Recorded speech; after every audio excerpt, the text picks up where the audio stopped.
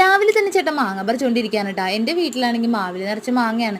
പക്ഷേ എല്ലാ മാങ്ങയും പഴുത്ത് കിടക്കണ കേട്ടോ. പച്ചമാങ്ങ നോക്കിയിട്ട് ഒന്നുപോലും കിട്ടിയിട്ടില്ല. എൻ്റെ അപ്പ ഉണ്ടായിരുന്നെങ്കിൽ കൊല്ലി കെട്ടിയിട്ട് മാങ്ങയൊക്കെ പൊട്ടാതെയൊക്കെ പറിച്ച് തന്നാണ് കേട്ടോ. പക്ഷേ ചേട്ടൻ അങ്ങനെയൊന്നും കൊല്ലിയൊന്നും കെട്ടിയിട്ടല്ല കേട്ടോ പറിക്കുന്നത്.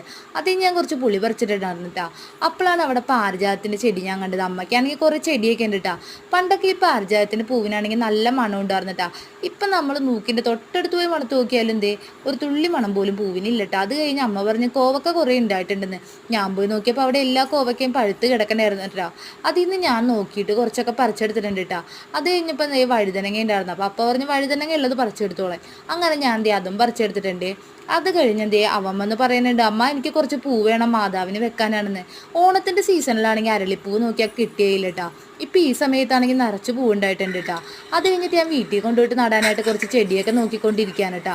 അപ്പം അമ്മ പറയുന്നുണ്ട്, എടി എല്ലാത്തിൽ നിന്നും ഓരോ കൊമ്പ് പിടിച്ചെടുത്തു. അങ്ങനെ ഞാൻ കുറച്ച് ചെടിയൊക്കെ ആയിട്ട്